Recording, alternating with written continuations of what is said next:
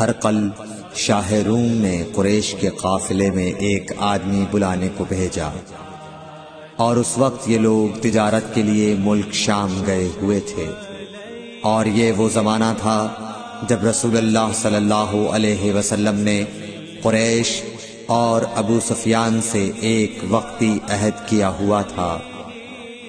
جب ابو سفیان اور دوسرے لوگ ہرقل کے پاس ایلیا پہنچے جہاں ہرقل نے دربار طلب کیا تھا، اس کے گرد روم کے بڑے بڑے لوگ، علماء، وزراء و امراء بیٹھے ہوئے تھے۔ ہرقل نے ان کو اور اپنے ترجمان کو بلوایا، پھر ان سے پوچھا کہ تم میں سے کون شخص مدعی رسالت کا زیادہ قریبی عزیز ہے؟ ابو سفیان کہتے ہیں کہ میں بول اٹھا کہ میں اس کا سب سے زیادہ قریبی رشتہ دار ہوں۔ یہ سن کر ہرقل نے حکم دیا کہ اس ابو سفیان کو میرے قریب لا کر بٹھاؤ اور اس کے ساتھیوں کو اس کی پیٹھ کے پیچھے بٹھا دو۔ پھر اپنے ترجمان سے کہا کہ ان لوگوں سے کہہ دو کہ میں ابو سفیان سے اس شخص یعنی محمد صلی اللہ علیہ وسلم کے حالات پوچھتا ہوں، اگر یہ مجھ سے کسی بات میں جھوٹ بول دے تو تم اس کا جھوٹ ظاہر کر دینا۔ ابو سفیان کا قول ہے کہ خدا کی قسم اگر مجھے یہ غیرت نہ آتی کہ یہ لوگ مجھ کو جھٹلائیں گے تو میں آپ صلی اللہ علیہ وسلم کی نسبت ضرور غلط گوئی سے کام لیتا۔ خیر، پہلی بات جو ہرقل نے مجھ سے پوچھی وہ یہ کہ اس شخص کا خاندان تم لوگوں میں کیسا ہے؟ میں نے کہا وہ تو بڑے اونچے عالی نسب والے ہیں۔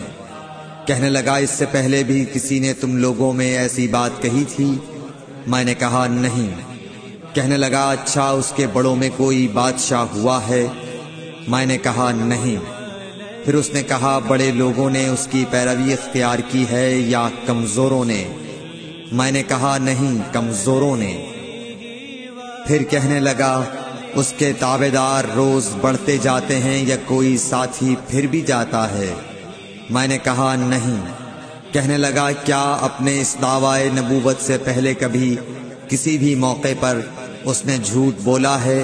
میں نے کہا نہیں، اور اب ہماری اس سے صلح کی ایک مقررہ مدت ٹھہری ہوئی ہے، معلوم نہیں وہ اس میں کیا کرنے والا ہے۔ ابو سفیان کہتے ہیں میں اس بات کے سوا اور کوئی جھوٹ اس گفتگو میں شامل نہ کر سکا۔ ہرقل نے کہا کیا تمہاری اس سے کبھی لڑائی بھی ہوئی ہے؟ ہم نے کہا کہ ہاں۔ بولا پھر تمہاری اور اس کی جنگ کا کیا حال ہوتا ہے؟ میں نے کہا لڑائی ڈول کی طرح ہے، کبھی وہ ہم سے میدان جنگ جیت لیتے ہیں اور کبھی ہم ان سے جیت لیتے ہیں۔ ہرقل نے پوچھا وہ تمہیں کس بات کا حکم دیتا ہے؟ میں نے کہا وہ کہتا ہے کہ صرف ایک اللہ ہی کی عبادت کرو، اس کا کسی کو شریک نہ بناؤ، اور اپنے باپ دادا کی شرک کی باتیں چھوڑ دو، اور ہمیں نماز پڑھنے، سچ بولنے، پرہیزگاری اور صلہ رحمی کا حکم دیتا ہے۔ یہ سب سن کر پھر ہرقل نے اپنے ترجمان سے کہا کہ ابو سفیان سے کہہ دے کہ میں نے تم سے اس کا نسب پوچھا تو تم نے کہا کہ وہ ہم سے عالی نسب ہے، اور پیغمبر اپنی قوم میں عالی نسب ہی بھیجے جایا کرتے ہیں۔ میں نے تم سے پوچھا کہ دعوی نبوت کی یہ بات تمہارے اندر اس سے پہلے کسی اور نے بھی کہی تھی؟ تو تم نے جواب دیا کہ نہیں۔ تب میں نے اپنے دل میں کہا کہ اگر یہ بات اس سے پہلے کسی اور نے کہی ہوتی تو میں سمجھتا کہ اس شخص نے بھی اسی بات کی تقلید کی ہے جو پہلے کہی جا چکی ہے۔ میں نے تم سے پوچھا کہ اس کے بڑوں میں کوئی بادشاہ بھی گزرا ہے؟ تو تم نے کہا کہ نہیں۔ تو میں نے دل میں کہا کہ ان کے بزرگوں میں سے کوئی بادشاہ ہوا ہوگا تو کہہ دوں گا کہ وہ شخص اس بہانے اپنے آباء و اجداد کی بادشاہت اور ان کا ملک دوبارہ حاصل کرنا چاہتا ہے۔ اور میں نے تم سے پوچھا کہ اس بات کے کہنے یعنی پیغمبری کا دعویٰ کرنے سے پہلے تم نے کبھی اس کو دروغ گوئی کا الزام لگایا ہے؟ تم نے کہا کہ نہیں۔ تو میں نے سمجھ لیا کہ جو شخص آدمیوں کے ساتھ دروغ گوئی سے بچے وہ اللہ کے بارے میں کیسے جھوٹی بات کہہ سکتا ہے۔ اور میں نے تم سے پوچھا کہ بڑے لوگ اس کے پیرو ہوتے ہیں یا کمزور آدمی؟ تم نے کہا کمزوروں نے اس کی اتباع کی ہے۔ تو دراصل یہی لوگ پیغمبروں کے متبعین ہوتے ہیں۔ اور میں نے تم سے پوچھا کہ اس کے ساتھی بڑھ رہے ہیں یا کم ہو رہے ہیں؟ تم نے کہا کہ وہ بڑھ رہے ہیں، اور ایمان کی کیفیت یہی ہوتی ہے حتیٰ کہ وہ کامل ہو جاتا ہے۔ اور میں نے تم سے پوچھا کہ آیا کوئی شخص اس کے دین سے ناخوش ہو کر مرتد بھی ہو جاتا ہے؟ تم نے کہا نہیں۔ تو ایمان کی خاصیت بھی یہی ہے، جن کے دلوں میں اس کی مسرت رچ بس جائے وہ اس سے لوٹا نہیں کرتے۔ اور میں نے تم سے پوچھا کہ آیا وہ کبھی عہد شکنی کرتے ہیں؟ تم نے کہا نہیں۔ پیغمبروں کا یہی حال ہوتا ہے، وہ عہد کی خلاف ورزی نہیں کرتے۔ اور میں نے تم سے کہا کہ وہ تم سے کس چیز کے لیے کہتے ہیں؟ تم نے کہا کہ وہ ہمیں حکم دیتے ہیں کہ اللہ کی عبادت کرو، اس کے ساتھ کسی کو شریک نہ ٹھہراؤ، اور تمہیں بتوں کی پرستش سے روکتے ہیں، سچ بولنے اور پرہیزگاری کا حکم دیتے ہیں۔ لہٰذا اگر یہ باتیں جو تم کہہ رہے ہو سچ ہیں تو ان قریب وہ اس جگہ کا مالک ہو جائے گا کہ جہاں میرے یہ دونوں پاؤں ہیں۔ مجھے معلوم تھا کہ وہ پیغمبر آنے والا ہے، مگر مجھے یہ معلوم نہیں تھا کہ وہ تمہارے اندر ہوگا۔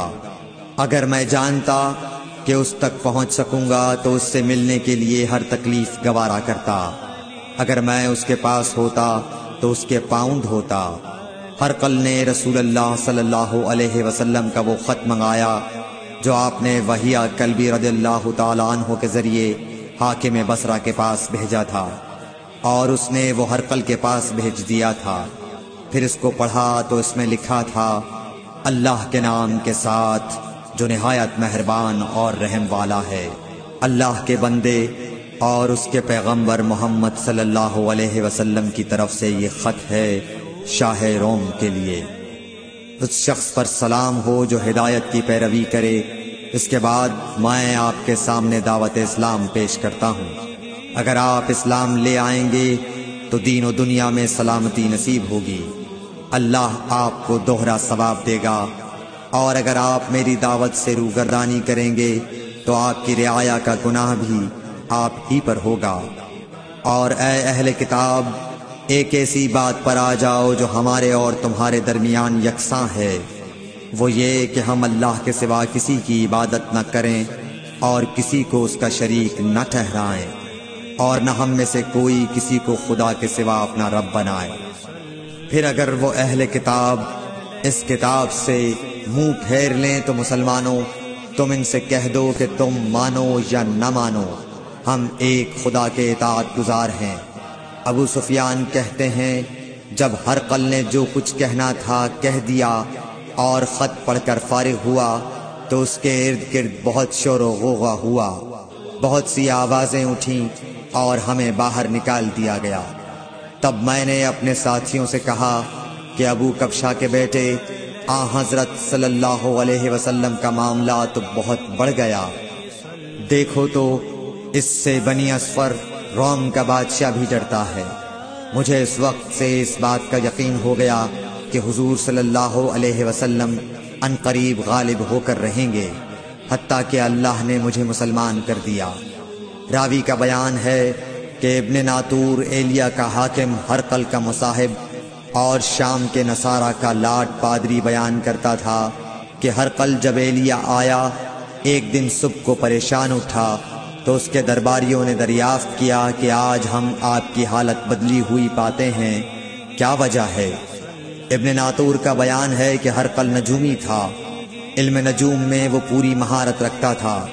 اس نے اپنے ہم نشینوں کو بتایا کہ میں نے آج رات ستاروں پر نظر ڈالی تو دیکھا کہ ختنہ کرنے والوں کا بادشاہ ہمارے ملک پر غالب آ گیا ہے۔ بھلا اس زمانے میں کون لوگ ختنہ کرتے ہیں؟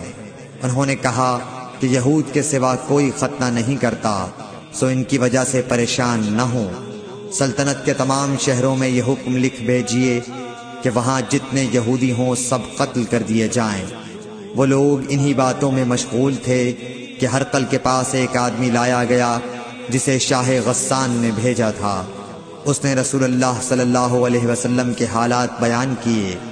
جب ہرقل نے سارے حالات سن لیے تو کہا کہ جا کر دیکھو وہ ختنہ کیے ہوئے ہے یا نہیں۔ انہوں نے اسے دیکھا تو بتلایا کہ وہ ختنہ کیا ہوا ہے۔ ہرقل نے جب اس شخص سے عرب کے بارے میں پوچھا تو اس نے بتلایا کہ وہ ختنہ کرتے ہیں۔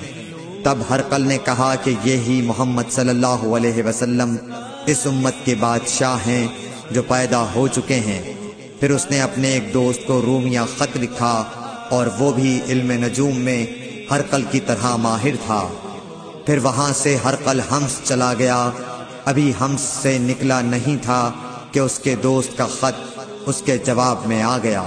اس کی رائے بھی حضور صلی اللہ علیہ وسلم کے ظہور کے بارے میں ہرقل کے موافق تھی کہ محمد صلی اللہ علیہ وسلم واقعی پیغمبر ہیں۔ اس کے بعد ہرقل نے روم کے بڑے آدمیوں کو اپنے حمص کے محل میں طلب کیا اور اس کے حکم سے محل کے دروازے بند کر لیے گئے۔ پھر وہ اپنے خاص محل سے باہر آیا اور کہا، اے روم والو، کیا ہدایت اور کامیابی میں کچھ حصہ تمہارے لیے بھی ہے؟ اگر تم اپنی سلطنت کی بقا چاہتے ہو تو پھر اس نبی صلی اللہ علیہ وسلم کی بیعت کر لو اور مسلمان ہو جاؤ۔ یہ سننا تھا کہ پھر لوگ وحشی گدھوں کی طرح دروازوں کی طرف دوڑے مگر انہیں بند پایا۔ آخر جب ہرقل نے اس بات سے ان کی یہ نفرت دیکھی اور ان کے ایمان لانے سے مایوس ہو گیا تو کہنے لگا کہ ان لوگوں کو میرے پاس لاؤ۔ جب وہ دوبارہ آئے تو اس نے کہا، میں نے جو بات کہی تھی اس سے تمہاری دینی پختگی کی آزمائش مقصود تھی، سو وہ میں نے دیکھ لی۔